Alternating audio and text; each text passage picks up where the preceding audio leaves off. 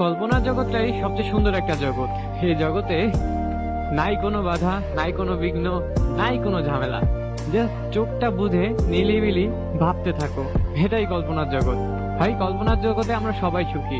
আমাদের মনের যে স্বপ্ন আমরা হয়তো বাস্তবে রূপান্তরিত করতে পারি না, কিন্তু কল্পনার জগতে আমরা ঠিক সেই স্বপ্ন থেকেও অনেক দামি জিনিস রূপান্তরিত করে ফেলি। কল্পনার জগৎ এমন একটা জগৎ, এই জগতে আপনার যত ইচ্ছা ভাই যা বলেন, আপনি যদি মনে করেন যে আপনার গাড়ি আছে, বাড়ি আছে, প্রাইভেট কার আছে, টাকা আছে, পয়সা আছে, সবকিছু আপনি কল্পনার জগতে পেয়ে যাবেন। এই জগতে নাই কোনো বাধা, নাই কোনো বিঘ্ন। কি লাগবে কল্পনার জগতে? আপনার টাকা লাগবে, গাড়ি লাগবে, বাড়ি লাগবে, আপনি সবকিছু পেয়ে যাবেন। আপনি বাস্তবে একটা জিনিস নিতে পারতেছেন না, যে এইটা আপনার ড্রিম, আপনার স্বপ্ন, যেটা আপনাকে ঘুমাতে দিচ্ছে না, এই জিনিসটা আপনি কোথাও পান আর না পান, কল্পনার জগতে ঠিকই নিজের করে নিতে পারবেন। কল্পনার জগৎ একটা শান্তির জগৎ। এই জগতে কারো কোনো বাধা নাই ভাই। তুমি কল্পনা করলে তোমাকে কেউ কোনো বাধা দিবে? কোনো বাধা নাই। তুমি তোমার গার্লফ্রেন্ড বলো, তুমি তোমার ফ্যামিলি বলো, কেউ তোমাকে বাধা দিবে না। গার্লফ্রেন্ডের কথাটা এই কারণেই বললাম, কারণ আমরা তো গার্লফ্রেন্ড বাদে অন্য কিছু নিয়ে ভাবতে গেলে ওর সাথে ঝগড়া লেগে যায়। হ্যাঁ, তো তুমি না পাওয়া সব জিনিস ভাই তুমি কল্পনার জগতে পাবা। সে তুমি তোমার গার্লফ্রেন্ডে ধরতে পারো। মনে করো তুমি একটা মানুষকে ভালোবাসো, হ্যাঁ, সে মানুষটাকে তুমি বাস্তবে পাওনি, কিন্তু তুমি যখন কল্পনার জগতে যাবা, ওই মানুষটা আমার, ওর সাথে আমি সংসার করতেছি, ভাই কোনো শেষ নাই। হ্যাঁ, কল্পনার জগৎ এমন একটা জগৎ, এই জগতে সবাই সুখী। কল্পনার জগতে তুমি সবকিছু পাবা, শুধু স্বাদ নিতে পারবা না। এটাই, তুমি অনুভব করতে পারবা, তুমি ফিল নিতে পারবা, কিন্তু স্বাদটা পাবা না, এতটুকুই। কল্পনার জগৎ আর স্বপ্নটা প্রায় একই।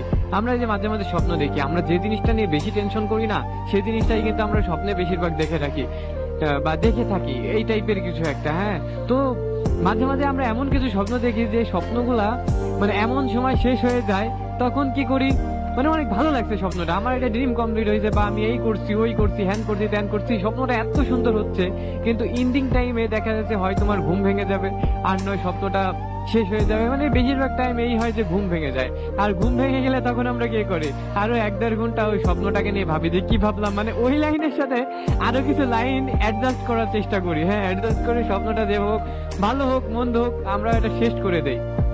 তো স্বপ্ন জগতে ভাই কোনো বাধা নাই, কোনো বিঘ্ন নাই। স্বপ্ন এমন একটা জগৎ যেখানে তুমি সবকিছু পেয়ে যাবা। তোমার শখের নারী, তোমার শখের গাড়ি, তোমার শখের বাড়ি, এভরিথিং এটসেট্রা, সবকিছু তুমি তোমার স্বপ্ন জগতে পেয়ে যাবা। এজন্য ভাই, মানুষ স্বপ্নের জগতে সবচেয়ে সুখী বেশি। হ্যাঁ, মানুষ যখন ক্লান্ত হয়ে যায়, মানুষ যখন অতিষ্ঠ হয়ে যায়, তখন চোখটা বুঝে শুধু তার স্বপ্নগুলা ভাবে।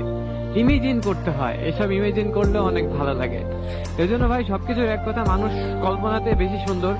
কল্পনার জগতে নেই কোনো বাধা, নেই কোনো বিঘ্ন।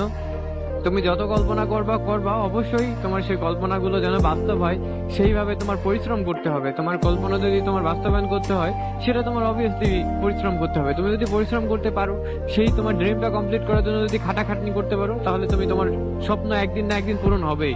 তুমি যতই যা বলো না কেন ভাই, তুমি একটা শখের গাড়ি কিনবা, তুমি 2টা বছর যাচ্ছে একটু ধৈর্য ধরে খিচ খায়, হ্যাঁ, চেষ্টা করে যাও, টাকা জমাও, দেখবা একদিন না একদিন হয়েই যাবে। আর যা করার ভাই সময় থাকতে করবা, ওই ভাবলেই হবে না, কল্পনা করে গেলেই হবে না। কল্পনা, স্বপ্ন, এটা যদি তোমার বাস্তবায়ন করতে হয়, অবশ্যই সেই স্বপ্নকে পূরণ করার যে প্রসেসিং গুলো আছে, এগুলো তোমার ভাবলেই হবে না, এগুলো তোমার করতে হবে।